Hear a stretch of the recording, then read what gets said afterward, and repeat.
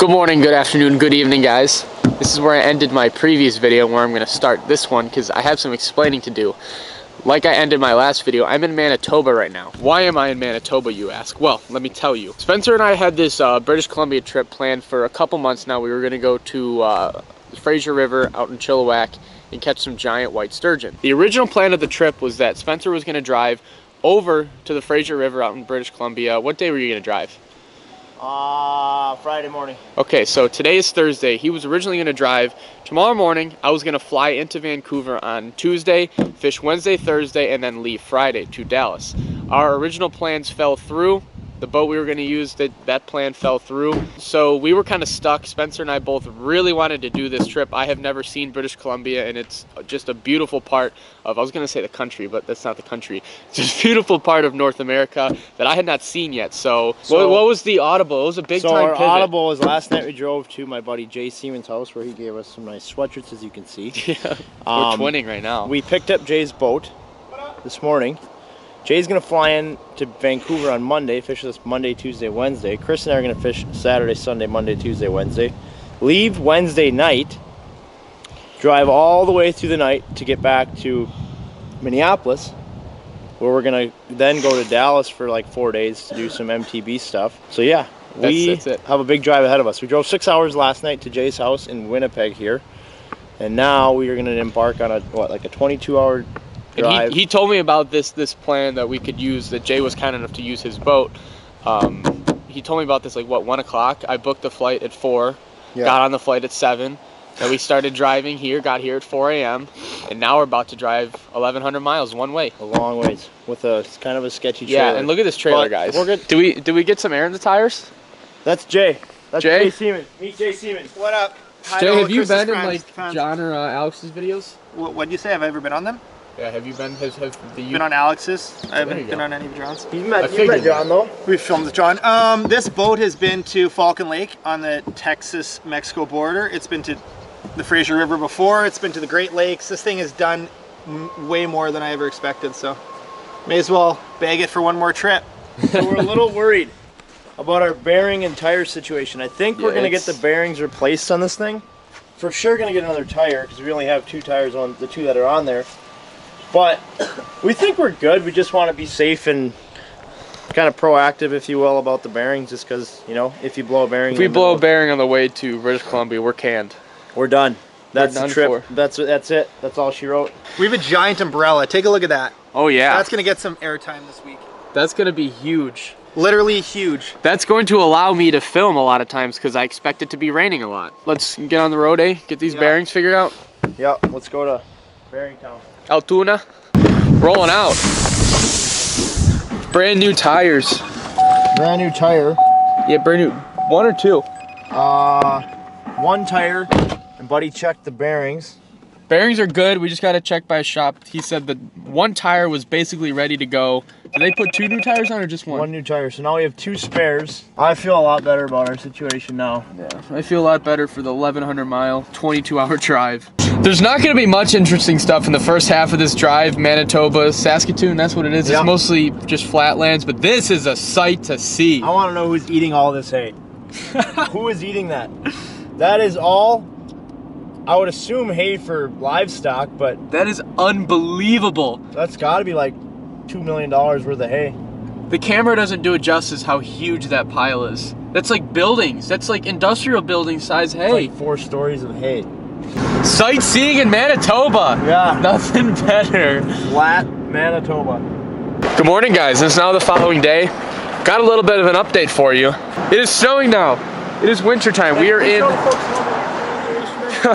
So for 20-some hours we were dealing with hooks on the ground because Chris spilled... What did you even spill? Like a water bottle? Here's what happened. I got a water bottle from Timmy Hortons, put it in the cup holder, but fishing guides got hooks all over the cup holder. One of the hooks popped the water bottle, and we had a little pond in our cup holder. I must have dug this jig wrap out of my foot 5 times. If you're not familiar with jig wraps, they're very, very, very sticky hooks. Yeah.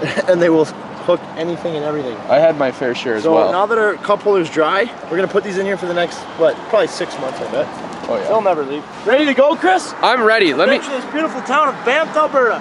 We're in Banff, Alberta. I had not heard of this place at all. Spencer vaguely had. He just said we had to stop here. And I'm not sugarcoating it, guys. This is the most beautiful place I have ever seen in my entire life. We're not in the most picturesque... That's a hard word. Picturesque? Yeah.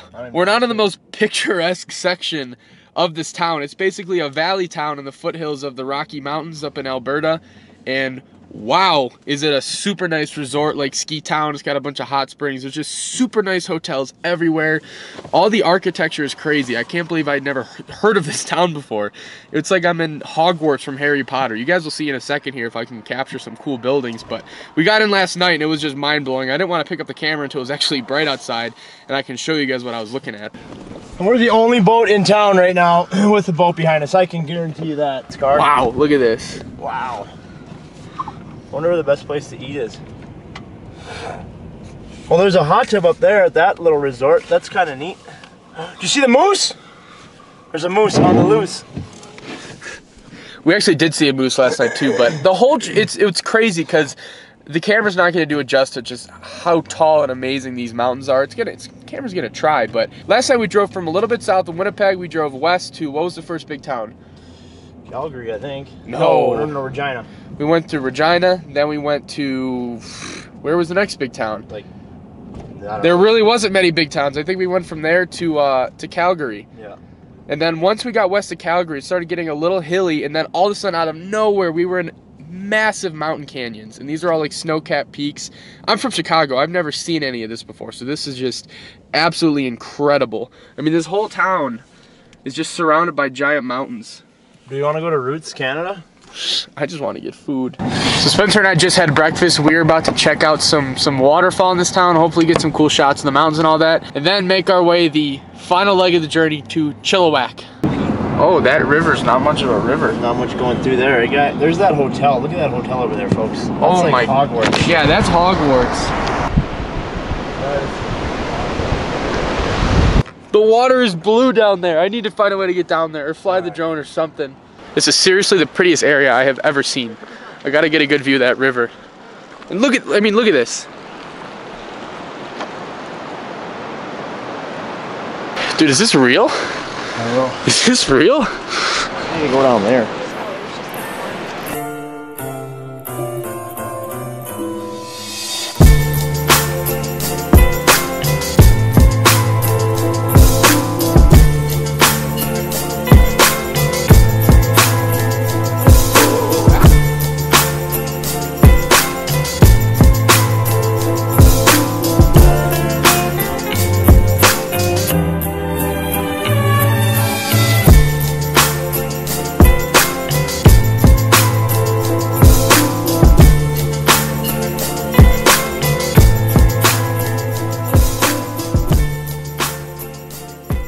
So those falls, that mountain range, this town of Banff is just absolutely amazing. Unfortunately, this was just a stop on the journey. There are no white sturgeon here, and the goal of this trip is to catch a 9 or 10 foot white sturgeon.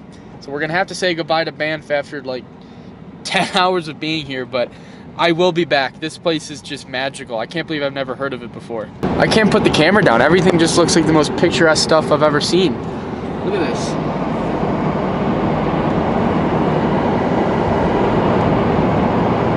All right, my camera ADD is gonna go away. Now I'll see you guys in Chilliwack. But it's like this the whole way? Yeah.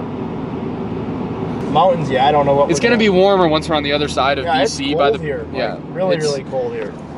-3 Celsius is probably like what, 25 degrees Fahrenheit? Yeah. I don't know what it converts to, but it's probably pretty close. Yeah. It's not terribly cold, but it is full-blown winter here. Yep. Hey guys, it's me again. Tourist Chris is back. Roads are so icy. Look at this. We gotta be so careful.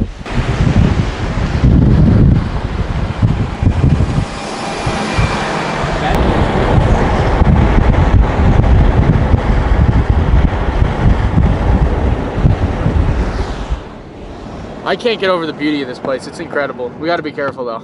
A little update for you guys. It's been about 2 hours since we were in those snowy mountains. We've now transitioned to a different type of mountain range. It's a lot warmer here. It's raining.